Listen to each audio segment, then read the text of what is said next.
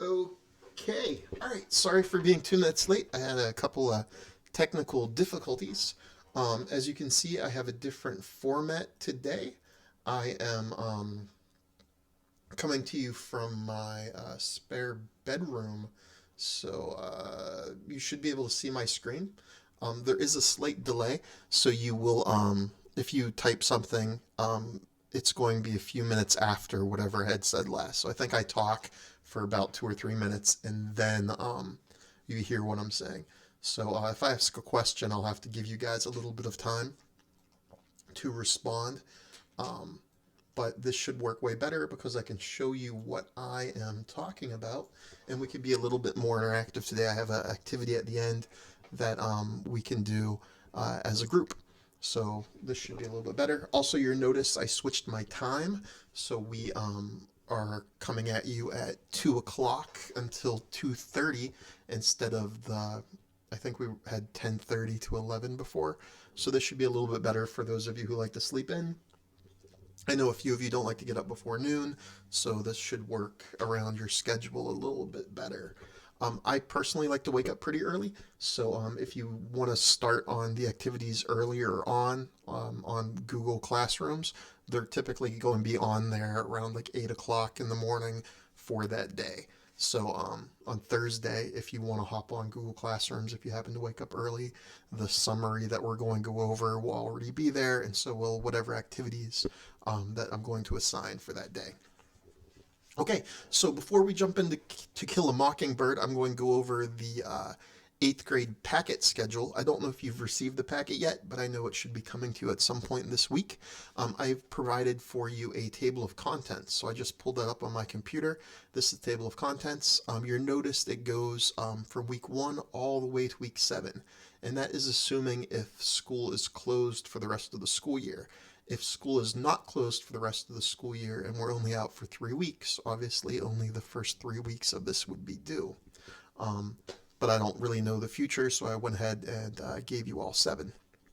The packet looks pretty big. Don't worry about that. I know a few people in 7th grade were kind of concerned that it was too much work, especially taking into account the Google Classroom assignments as well. Um, don't feel overwhelmed. My idea is that you should work about 20, 30 minutes a day. If you don't finish all 7 weeks, and when you're working at a pace of 20 or 30 minutes a day, I'll accept, 4 or 5, probably like 5 weeks. If you complete 5 weeks of the assignments, I would be fine with that. So long as the quality of the assignments looks good and it's obvious that you were trying, then I'll be fine with that. I'll grade more for quality than quantity. Also, if you think some of the topics from a different week are more interesting than those from an earlier week, I'm okay with you jumping around. So if you want to do week 5 before you do week 1, that's fine. But you're still responsible for doing all the components of that week. So you can't just do like all the vocabulary from each week and assume that's good. You have to do the entire week's worth of assignments. I did try to pick interesting topics. You notice there's a lot of sci-fi in here. Who Can Replace Man is a story about robots taking over after humanity's died out, which is one of my favorite stories. Making Tracks on Mars is more of a informational reading, so it's like real life. The very last one, I think a lot of the students in the class will like. There's a story about Steph Curry. It's the shortest story, but if you want to jump ahead and do week 7 first, I'm okay with that. But most of the stories I think are kind of interesting, and I tried to vary them up. So there's one sci-fi, there's one about basketball, there's Martin Luther King's The American Dream's on there.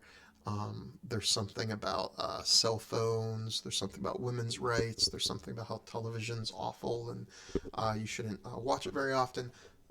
So there's a whole bunch of different topics that you can jump to and hopefully find something you find interesting. Um, each week has a editing type assignment, and that is your prompt replacement. So I will pull up what one of those would look like right here.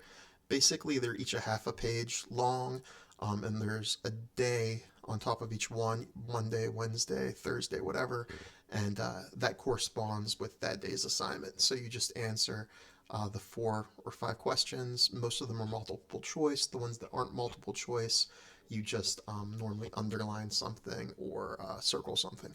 So none of them are terribly long, and none of them should take you more than, say, like 5 minutes to complete the entire thing, is the idea. The second assignment's always vocabulary, and this should be very familiar to you. You'll notice the format is the same as what you've done in class. I think I actually have the 6th grade book up, not yours, but it's the same basic format. It gives you the definitions, and then you have to use those definitions to answer the questions, basically just showing me that you can use the vocabulary words in the correct situation. And then there's a second part to the vocab where you read the passage, and then you have to underline or circle words that gave you the definition. Like, so you're circling or underlining the context clues. So the vocab front and back, I wouldn't assume that would take you more than 20 minutes to do. So if that was all you did, say the first day, that would be good. Hi, Danny. I'm glad you're here. I am just going over the packet assignments, and then I was going to go over To Kill a Mockingbird Chapter 16. There is a slight delay from what I say to when you hear it. So if you ask a question, probably not going to notice it until 3 minutes later, but I will definitely answer it. I'm not sure if you're caught up on To Kill a Mockingbird. I'm going over chapter 16. I know you were a little bit behind, but I know you're a pretty quick reader. So what chapter are you up to?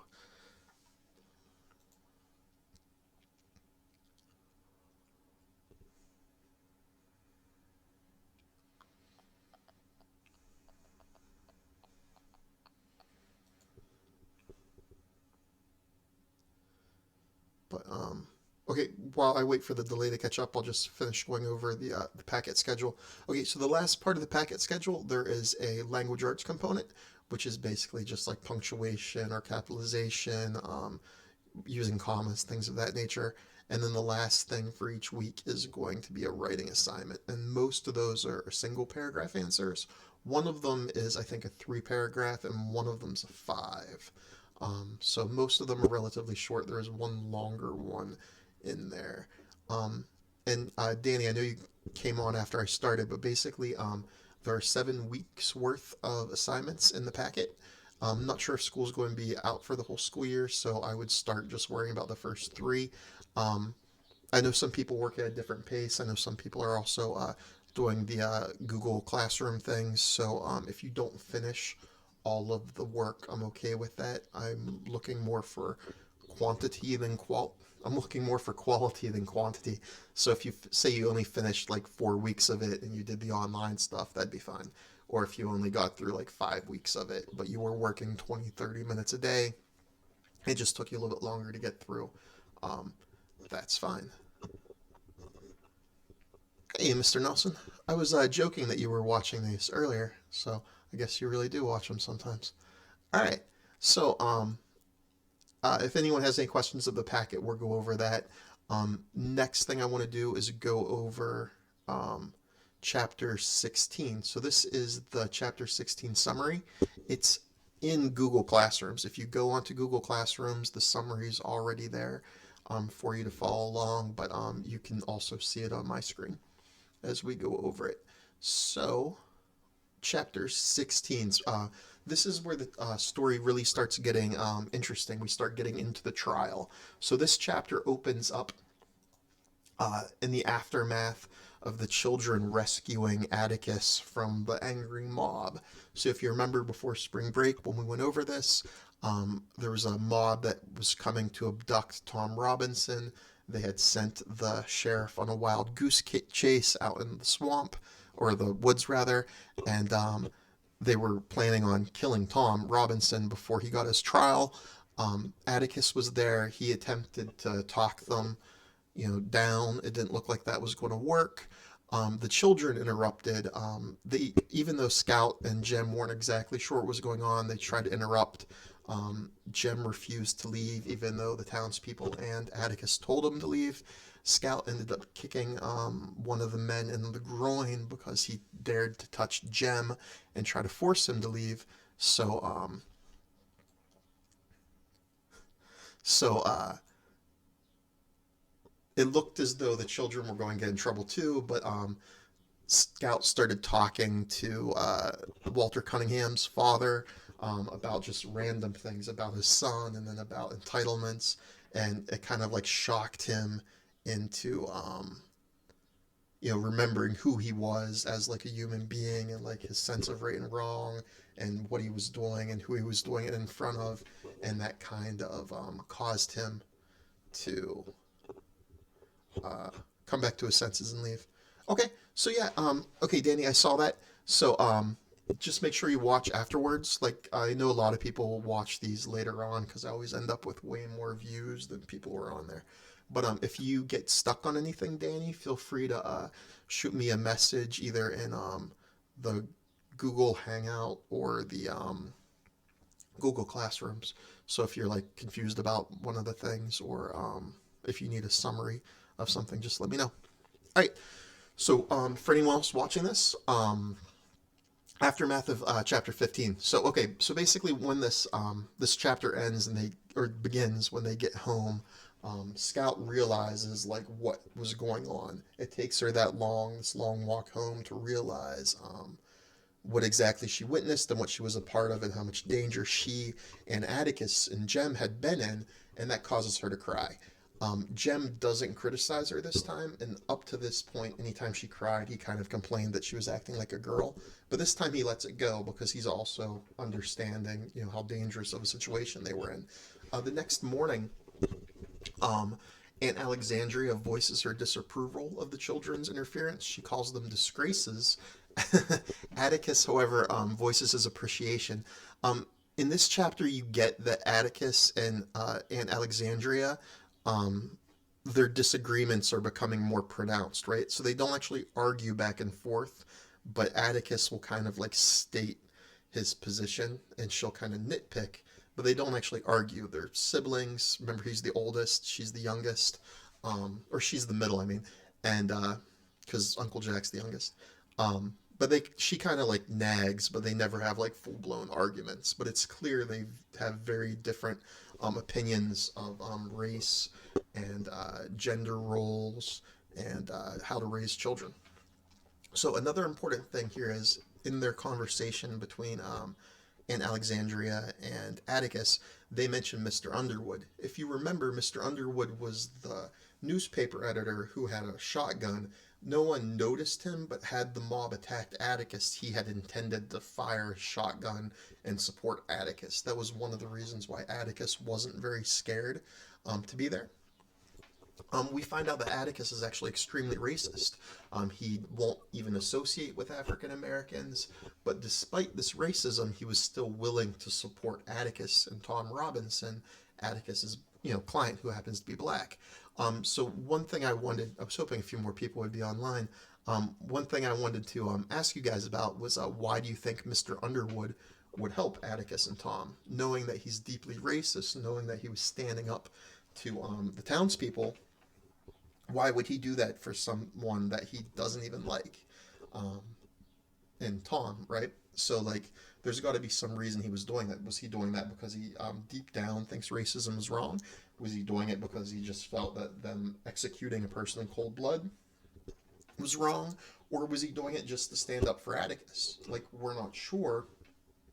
Atticus doesn't say why, but there's something there, and I think the author intentionally keeps that vague, and you kind of get to fill in that yourself.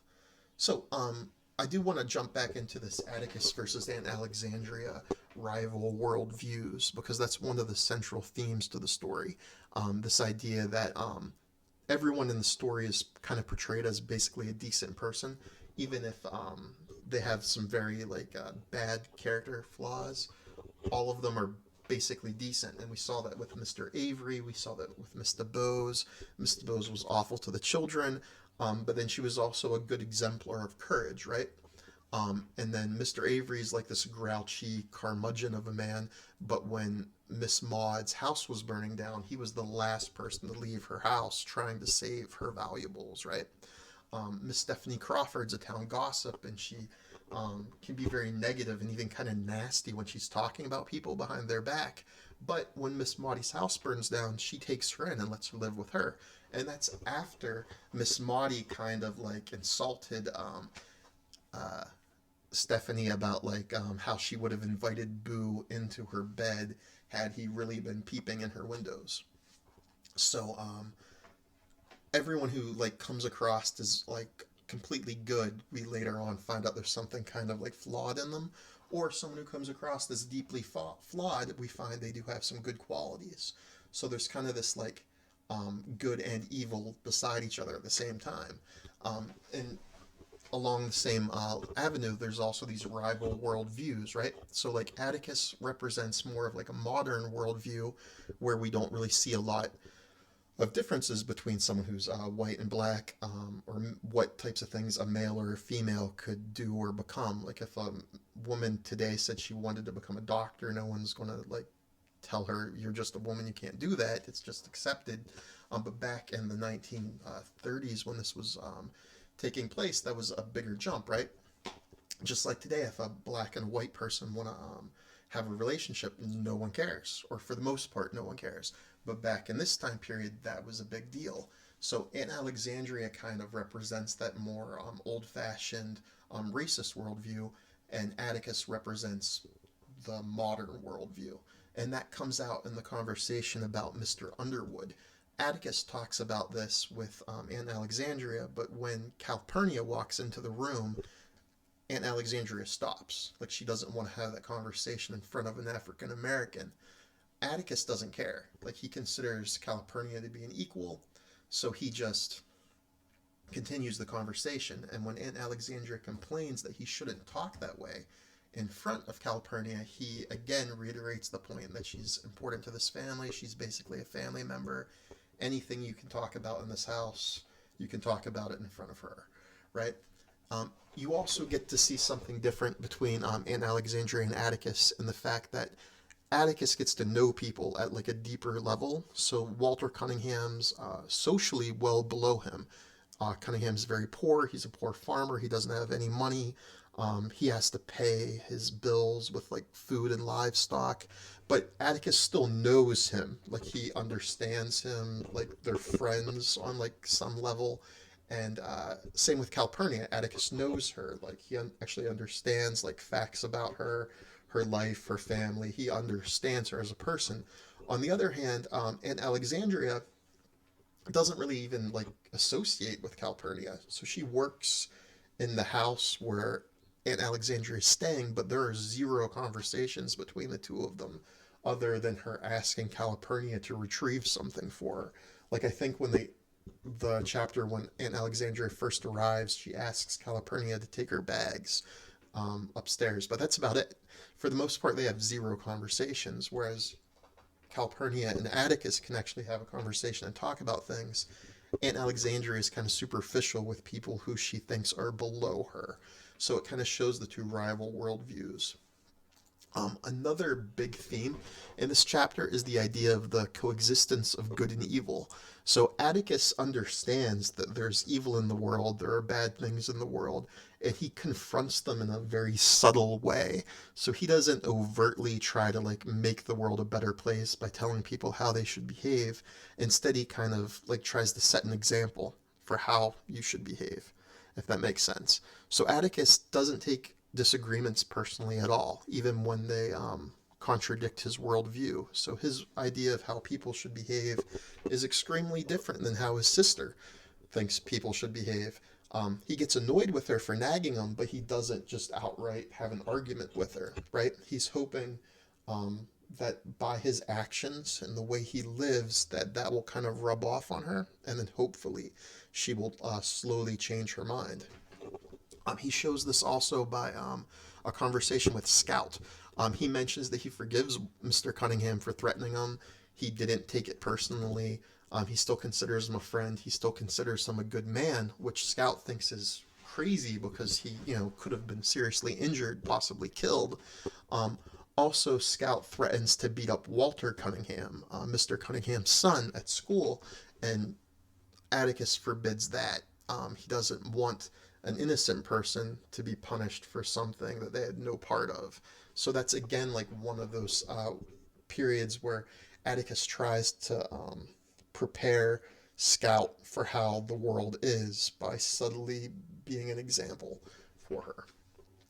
He also, when he talks to Alexandra, he hints that she might be wrong. Like when she talks about how if Calpurnia overhears their conversation, she's going to spread that, and then all of the African Americans will be talking about it. The only thing that Atticus really says back to that is, like, everyone's allowed to talk. Like, it's not against the law for people to have conversations. And then he drops it. So it's kind of like he's hoping that through just subtle conversation bits that will cause someone to think. So maybe they won't change their mind right then and there, but maybe they'll think about what happened and then hopefully change their mind down the line.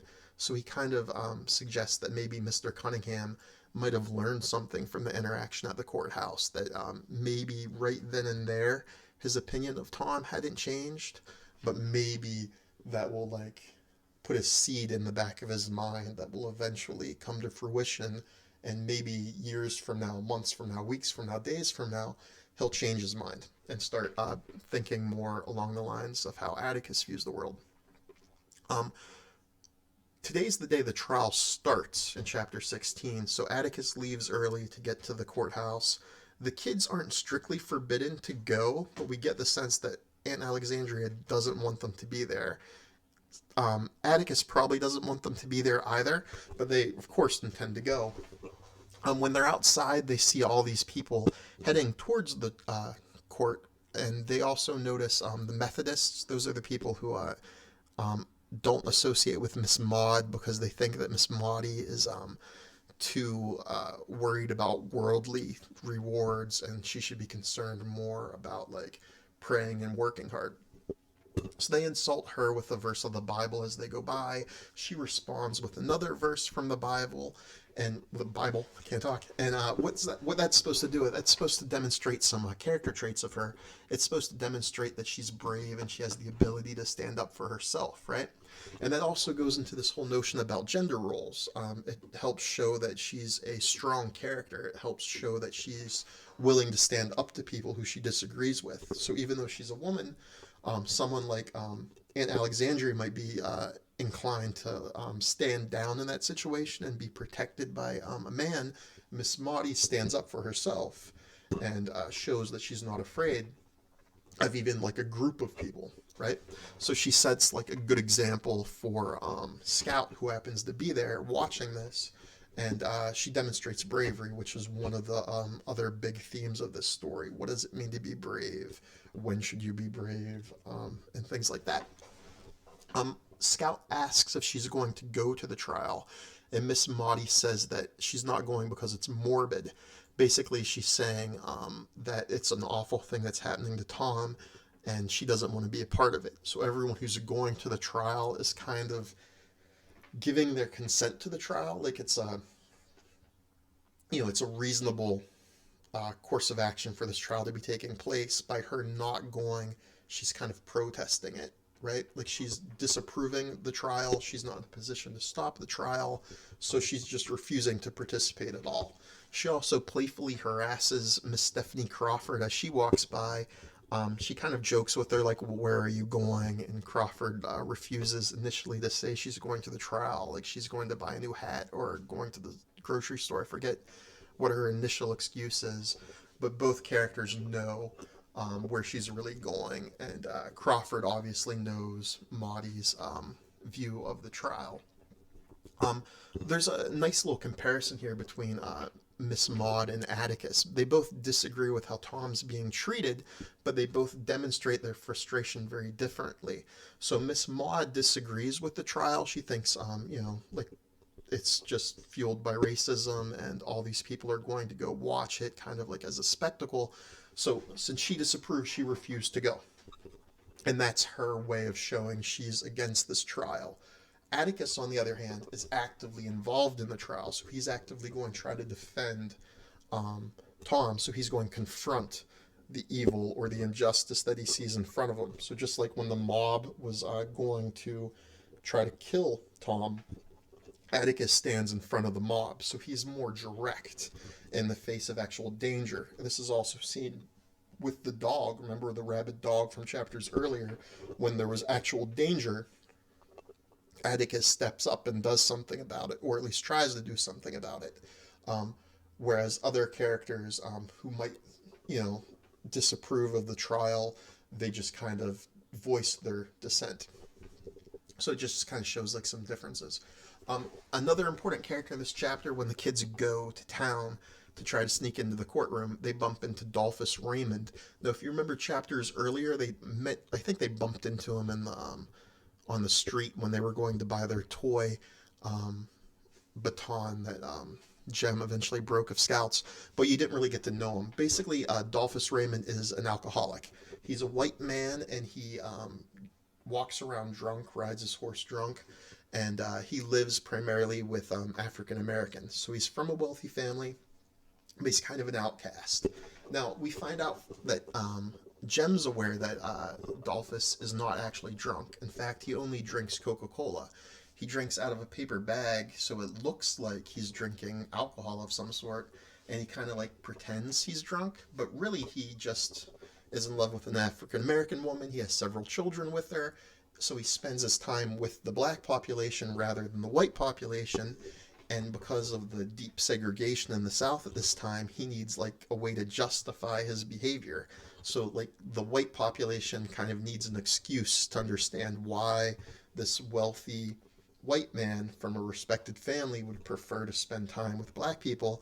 So he pretends to be drunk, and even though a lot of the population knows he's not really drunk, they kind of like let that be an excuse to justify why he's behaving the way he behaves. Kind of like it's okay because he's an alcoholic, even though in the back of their minds they know he's not really an alcoholic.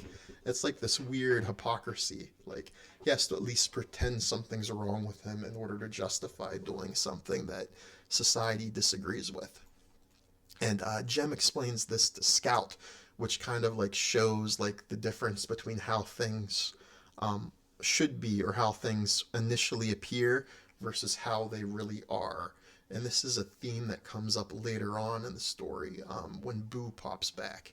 Um, so it's just something to keep in mind, like how they originally viewed Boo as some sort of like monster and thing to be afraid of, to the point where now Dill kind of almost relates to Boo as like a fellow outcast, someone whose family doesn't really care about him.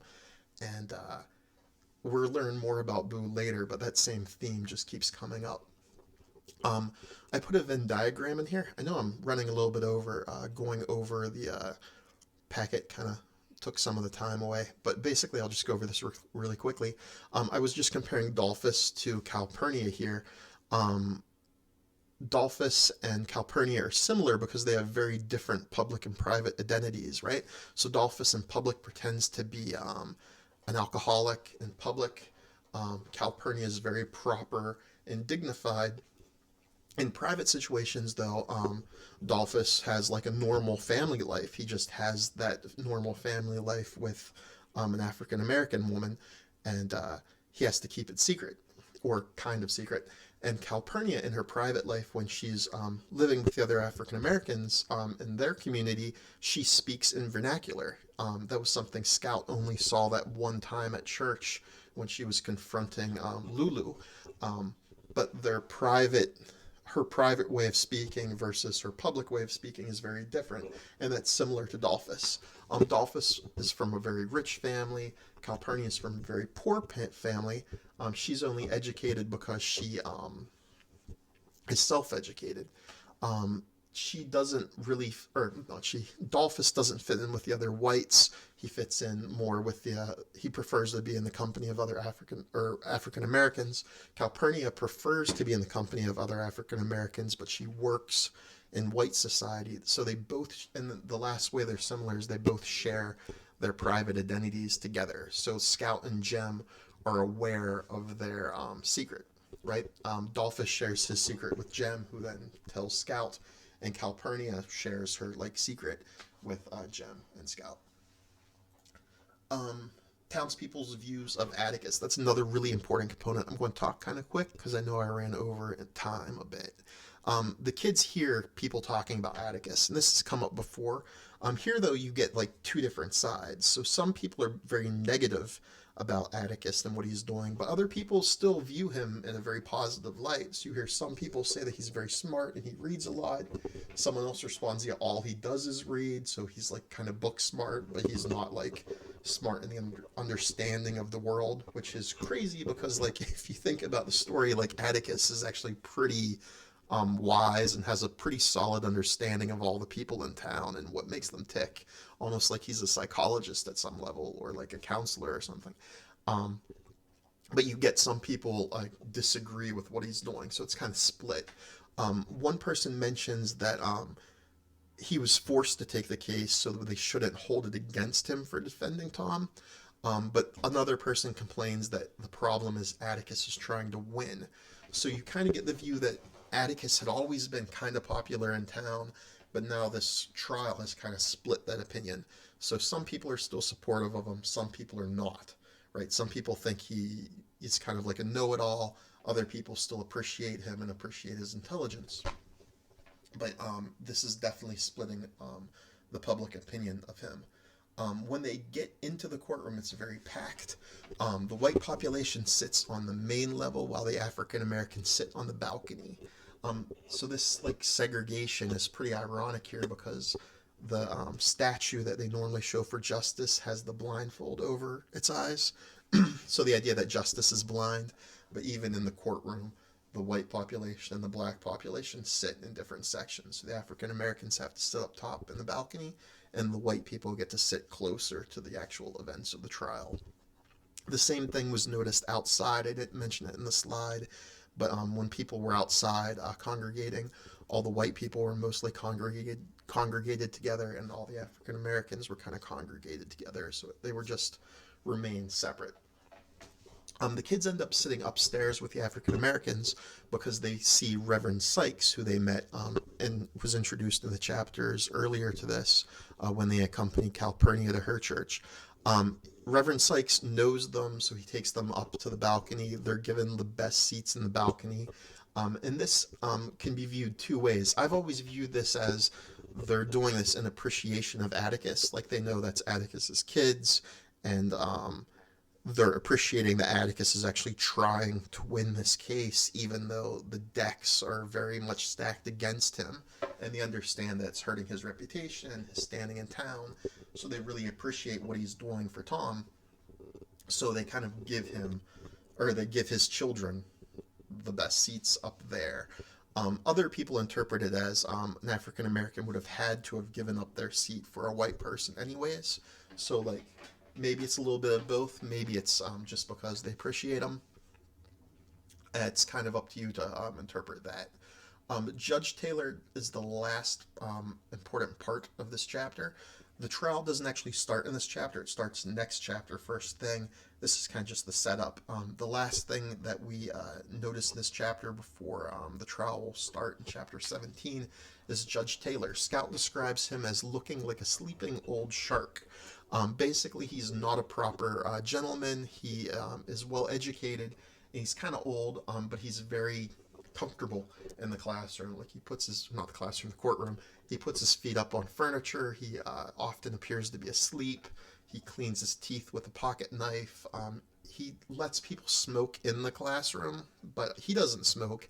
Instead, he kind of like chews on a cigar, which he spits out afterwards in like this gross mess. Scout makes a reference to like she's shocked that his wife could possibly ever kiss him, knowing what he does with a cigar, and Atticus kind of jokes back that they probably don't kiss very often. So even though he appears sleepy, even though he's kind of like an entertaining figure, he is very uh, aware of what's going on, and he is the person who actually convinced Atticus to take the case. If you remember earlier chapters, one of the people talking to Atticus on the porch where Jem misinterpreted it as being, like a mob coming to get Atticus. Judge Taylor was one of the people there, along with the sheriff. So the judge is the one who convinced Atticus to take the case. He's the person who also looks like he wants um, Tom to receive a fair trial. So he's taking part, and he's a judge, so he can't just let Tom go. Um, he has, but what he's doing what he can within the confines of his power. So he's appointed Atticus because he knows that Atticus will try, and he's trying to provide Tom with a fair trial. But the town is so deeply like segregated, and there's so much like ingrained racism. Even with a fair judge, even with a good lawyer who cares, it's still going to be a difficult thing for Tom to be found innocent. Um, Taylor also really understands the population. There's a short little blurb at the end of the chapter where it goes on for a while. It kind of explains how he settled a dispute between the Cunninghams and the Conninghams, and he didn't really solve anything. He kind of just let them talk and then threw the case out of court, and they ended up talking for something crazy like hours and hours.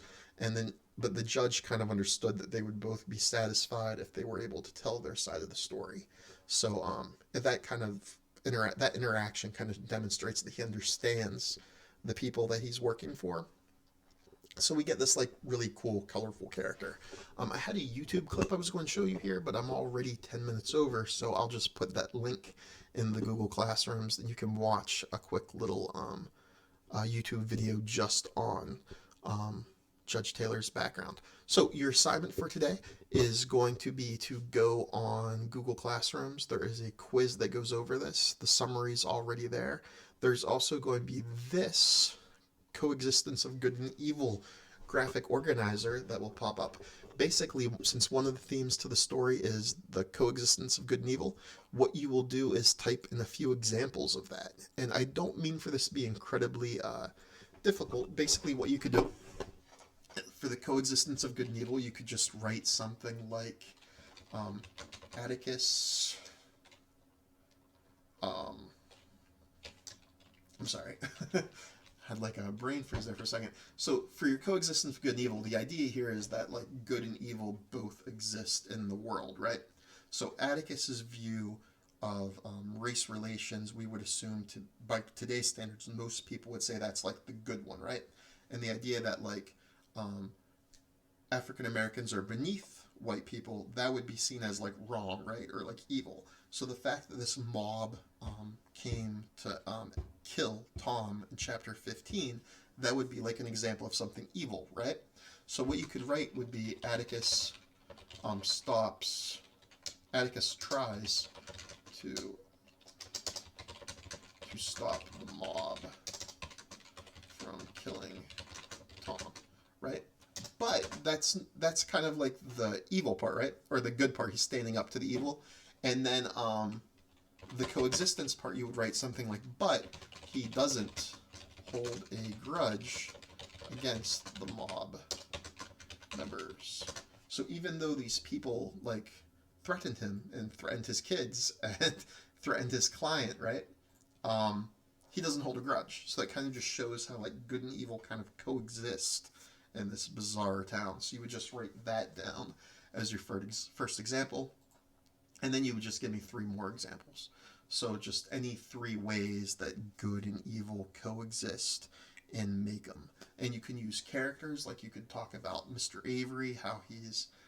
Mr. Avery's probably a bad choice, but you could use Mrs. DeBose, how she's deeply racist, how she's cruel to the children, how she's insulting the children's like dead mother, and she's like, you know, she's tormenting like a young child.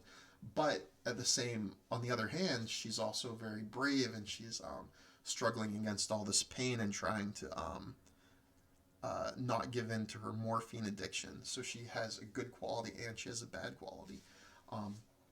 You could also use how Miss Maudie stands up to the Methodists, right? Like they insult and belittle her for gardening and like spending her free time trying to make the world prettier, and they belittle her for that and how she stands up to them. You could type something about how Dill views evil and good in almost like this movie type way, right? Like when he talks about how his stepfather abused him, which wasn't true, it was a lie, but he said that he was like chained in the basement and he had to like eat like small peas that someone like pushed through the grates in the basement window, and how he had to go on this like long escape. Like his in his story, his stepfather comes off as this like comic book or cartoon type monster, right? Like it's not real, like it's not realistic. The same way when they first described Boo, how he like ate bats and rats and like snuck out at night and was like pale white and had like claws and sharp teeth, right? So he comes across as almost cartoonish. But then the kids are also encountering real evil now, right? They're seeing like real effects of racism in the story and how like that's hurting people. They've slowly learned a little about Tom, or not Tom, Boo Radley, and the type of abuses that he was subjected to and how that kind of destroyed him. And now how Tom Robinson is being put in this trial that, as the trial goes on, you can kind of see he probably is innocent. Like he's almost certainly not guilty of what he's being accused of, but still most of the population wants to see him like killed for this crime he probably didn't do. So give me a couple examples, just write like a sentence each. And there are 4 sticky notes, just type into them. They're not currently on Google Classrooms, but as soon as I disconnect from this feed, it will be. All right, so if you have any questions, make sure to message me in Google Hangouts, email, or shoot a reply in Google Classrooms. Talk to you later. Bye.